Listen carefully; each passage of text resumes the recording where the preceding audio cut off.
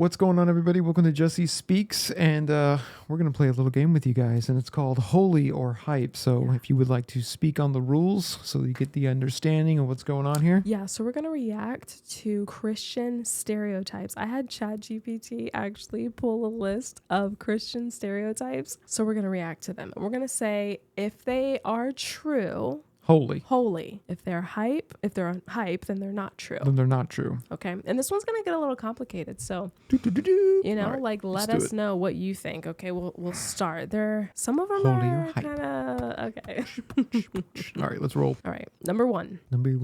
Always carrying a Bible. Christians? Yeah. Ooh. I think maybe most people do, but I know I don't. Not like all the time, like a weapon, as the Bible suggests. I'm gonna say hype. I'm gonna say hype too, because it's like, I would love to carry my Bible everywhere, but I think more so people tend to want to memorize their favorite scriptures, hold on to them. Yeah, or paraphrase them later and ask God for forgiveness. Pins up and stuff. Yeah. So I'm gonna say hype on that one. Yeah, definitely hype. All right, number two. Okay. Praise before every meal. Praise before every meal? Yes. I'm gonna say holy on that one. Well, yes, I think we should. I guess maybe I'm not the best Christian then, because I don't do it every single time. But in my mind, if I'm really hungry, I'll just eat the taco real quick and I'll be like, "Thank you, God." Yeah, I'm kind of the same way. But I don't say a whole everyone gather and close your eyes. I don't do all that all the time. Yeah, no, but I do thank God for my food. Okay. Okay, I'll say holy on that. Okay, I'm gonna say holy on that one. Number three. Okay. Don't dance. Christians don't dance. No, I dance really well. That's bogus. You do dance really well. I know. All right, that was me dancing. You guys can't see that. So maybe some of you guys can. I'm going to say hype. I'm pretty sure that there are going to be some Christians out there that can throw down. Oh, yeah, for sure. All right. Hype it up. Hype it up. This one, okay. So it's a strange word. Maybe some of you guys can help me out with this. It's called teetotalers. Teetotalers. Teetotalers. Teetotalers. What does that even? So basically it means the assumption that Christians abstain from all alcohol. No, I don't think so. I'm gonna say hype on that, right? I'm gonna say hype too, because if you read the Bible, it says not to overindulge, but some Christians believe not drinking in alcohol. I'm not one of those Christians. I drink wine and you drink wine, so it's like and I think like we were saying before with that, it's like as long as you don't overindulge, you should be perfectly fine. Like if it's something that's hindering you, or you're going to a friend's house that will hinder them, then don't do it. Obviously, it's just out of respect. Just don't do it. Yeah, so I'm gonna call hype on that one. Yeah, definitely hype on that. Okay, here's where it gets serious. Number 6. Ruh-roh. Overly judgmental.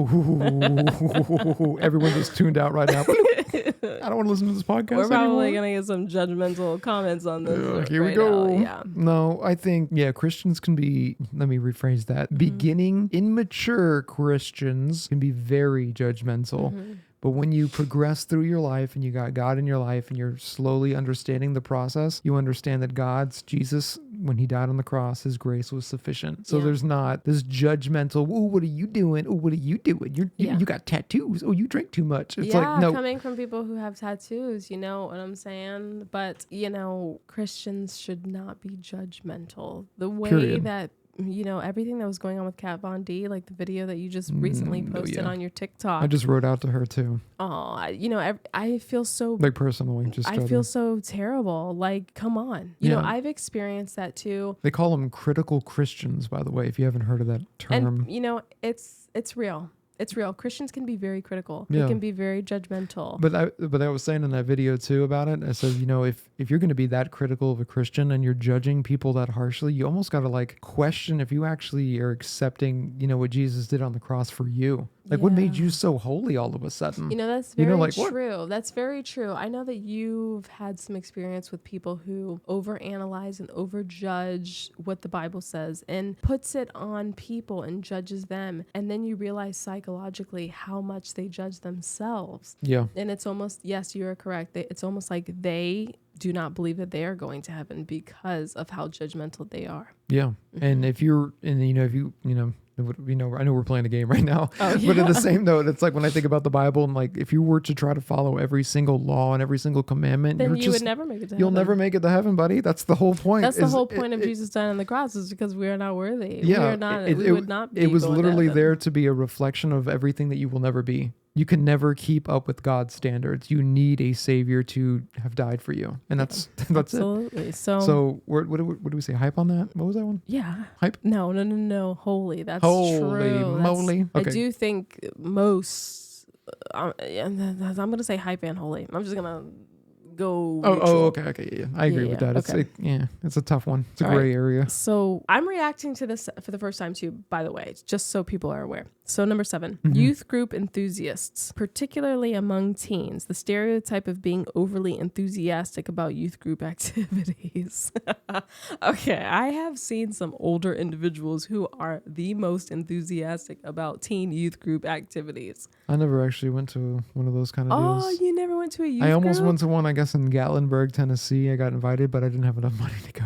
Oh. So they all went on the bus and they came home and they told me all about it, but I never. I used to do so Never many did of that. them, but I wasn't a Christian at the time. We used to do lock-ins. I've been on so many mission trips. I went to New Orleans when that hurricane struck. I've been through a lot when it comes. That was fun, like doing the Actually, it was very fun. like the disaster relief. Then, well, because I personally enjoyed helping people. It Oh, wasn't that okay, it was okay. fun. I enjoy helping people. No, I always never actually liked it when they would do the youth groups and they would like set up like Twister or Oh like man, or you're these like missing little out. charade games. I was always like that weirdo in the corner, just Oh my gosh. like no, I don't really get down on that stuff.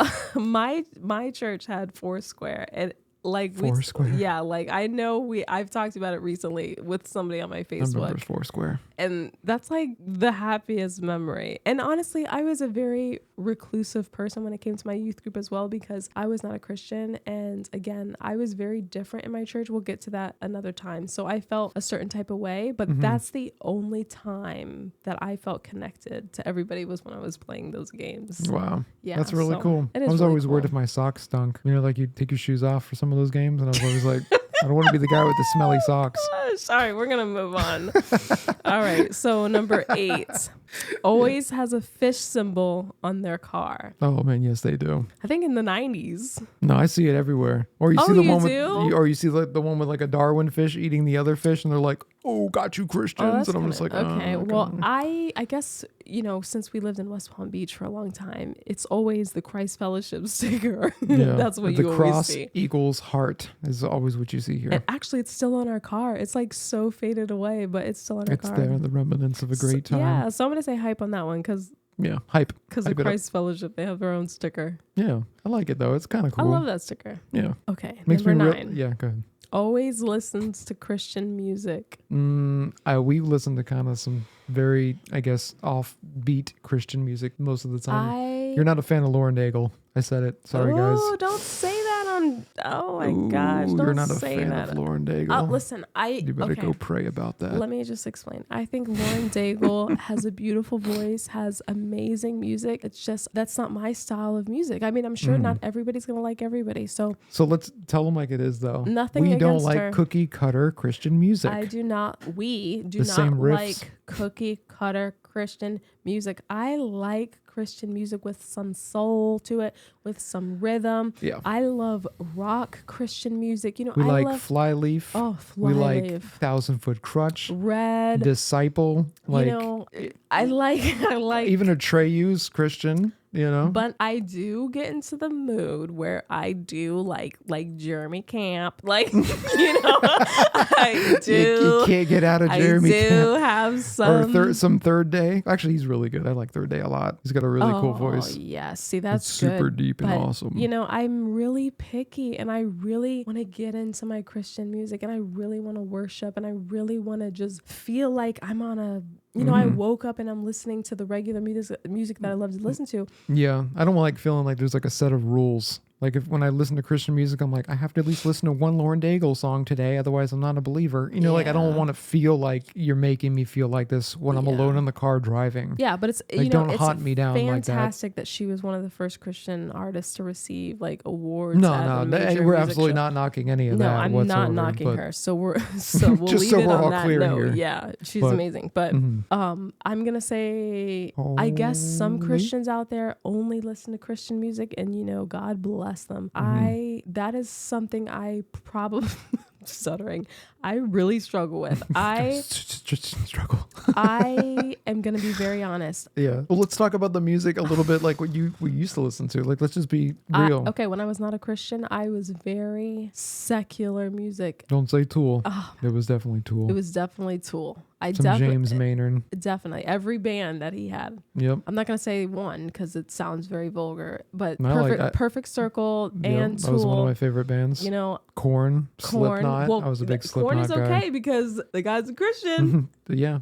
Brian Welch. Yeah. You know, the bassist. You know, that's how we kind of see it. But, you know, honestly, like, you know, music like Creed, you know, I really enjoy that music because, you know, and even though that guy wants to admit he's not or what did he say recently? Now recently he said he was a Christian. Okay, but before he was kind of. he was not, and telling everybody that Creed is not a Christian band, but you felt God in that music. I'm telling you right now. I mean, it's interesting because we all felt God, and he was like, I'm not for Team God or Team Jesus. And then like in the end, he's like, I guess I was always for Team Jesus. It's like, wow. And you know, so music that doesn't say anything negative about God, that doesn't take away from God, you know, I'm kind of okay with. You know, as long as it doesn't slander. I do have some music that I still continue to listen to that I have to skip some of the songs because it's like, you know, I really struggle with the music side of things. You know, I really have to break away from my secular roots as far as the music goes, and I'm still working on it. So, well, I mean, and I feel like as Christian music kind of gets better and better, you know, it's not always the same kind of story or something. You know, like I like it when Christian music starts talking about real life events, maybe testimonies and stuff that's real, but most of it is always just like, you know, not that it's bad, but it's like holy or Jesus or this, and it's, you know, all the words are always the same. Like the lyrics all have to be cookie cutter the same, I felt like, and I just don't like that sometimes. I'm not a fan of that. I want to hear some real raw cool stuff. Yeah, like Toby Mac, you know, he Toby Mac's cool.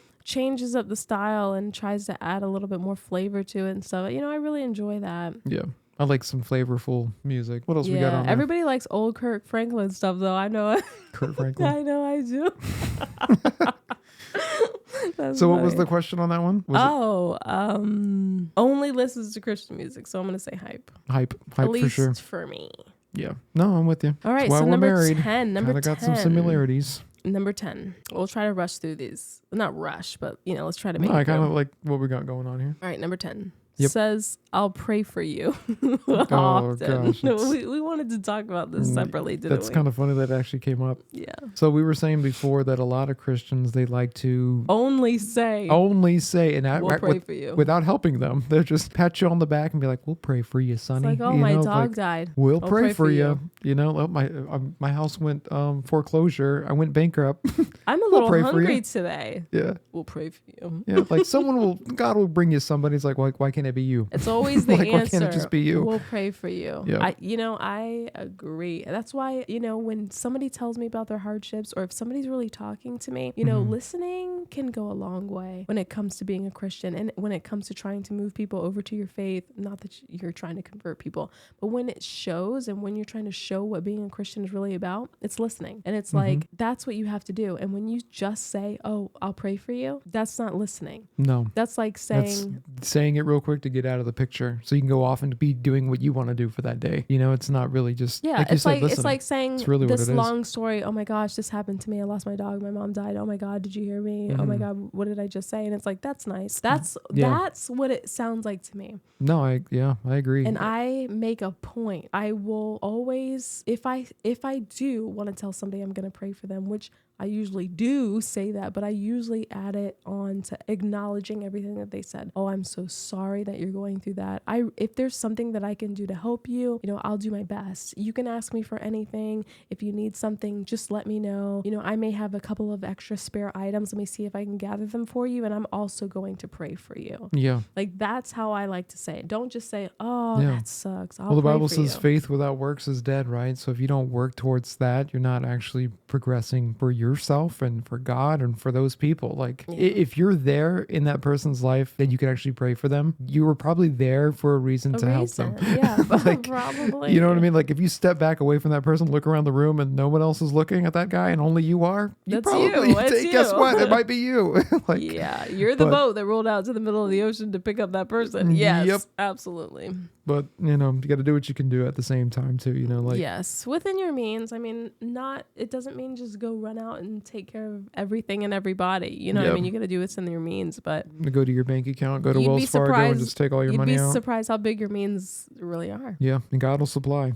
Yep, so we'll move on. Yep, go for it. Number 11, only wears Christian apparel. Oh, that's hype. That's hype because look at me now. I want to so bad. I want to wear only Christian apparel only because these companies are starting to come out with some good apparel. Really dope apparel. But it has taken a long time, and it's like far and few between. Like, you really got to look. You really got to look. And it's not like on Amazon, because Amazon's got like the basic like. Yeah. I think it's really these like kind of independent graphics designers that are opening up their own website, and they promote it on Facebook, and then you get trapped in the whole Facebook algorithm, and you just get 20 different labels of 20 different stores, and they're all just loaded with great stuff. But a little overpriced, but great. A little, but it's worth it. It's cute. Some of it's really cute, and if it's going for a good cause, or contributing. Yeah, if they got a charity attached to it, that's cool. Or not even that. Like, it's supporting a brand that is faith-based. That you believe in. I'm really down for that. Honestly, I finally got a shirt that was faith-based, and I actually found it at TJ Maxx. You know what? I hope somebody, if you're hearing this right now, I want to get sponsored by someone with a Christian t-shirt business. I want to wear the stuff. I want to wear the stuff, and I'll wear it pretty much every podcast. Like I love it. Urban wear, some graphic design tee. Oh, I would love it. And I like how they don't like just center it like just on the front of the shirt, like so basic. They kind of like offset they really it take and their time and asymmetrical. Make it look like something somebody would want to wear. That's more fitted to trends and designs. 2023. Yeah, absolutely. I think I love those brands. I look at them all the time. I have screenshots of shirts that I want to get. So maybe you'll see some on here. I don't know. Yeah. But I mean, in general, I would say hype, but hopefully down the road I can say holy. Like I would like to wear it. Absolutely. And I think that's just where I'm at with it. So this is a good one. A little serious and a little funny. Number 12. Christians are always homeschooling families. Wow, that's funny. Yeah.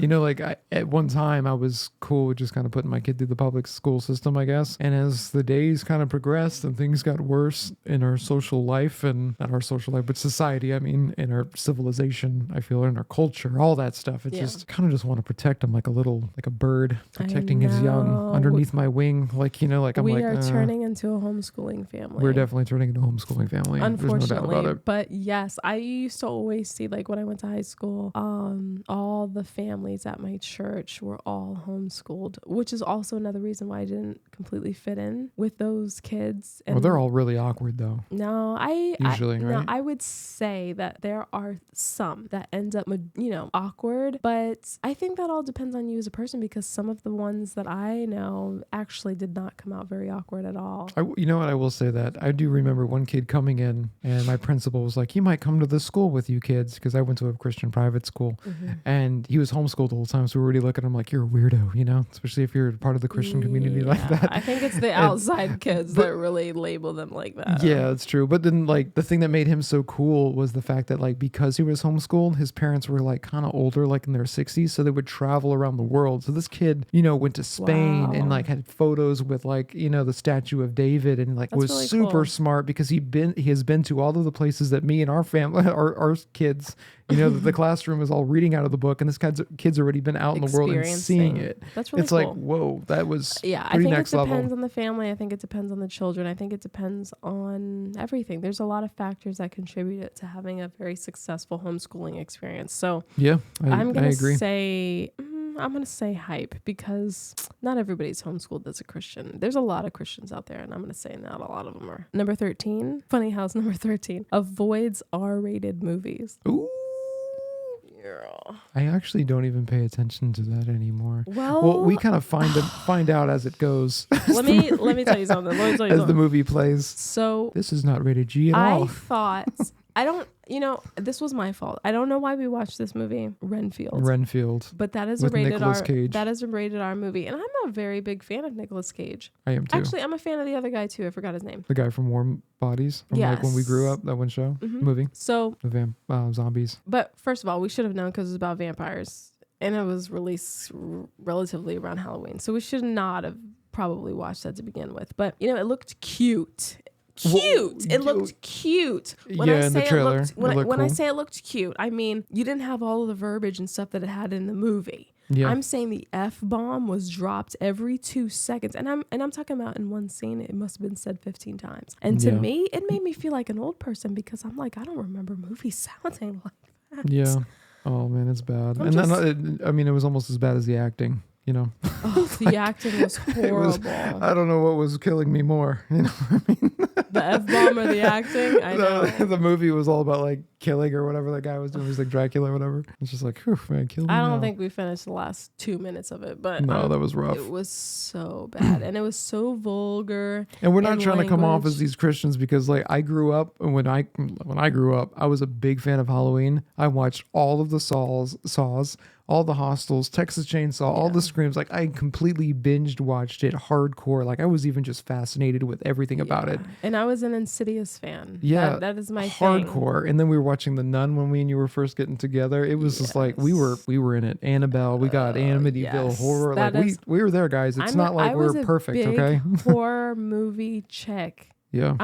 I was a big horror movie chick. I can't even stand it now though. Like I can't either. I tried to watch Scream the other day and I was like, oh. The original one? Yes. Yeah. I can't do it anymore. It's just something about it. Like, I think ever since we became parents, we got soft. Yes.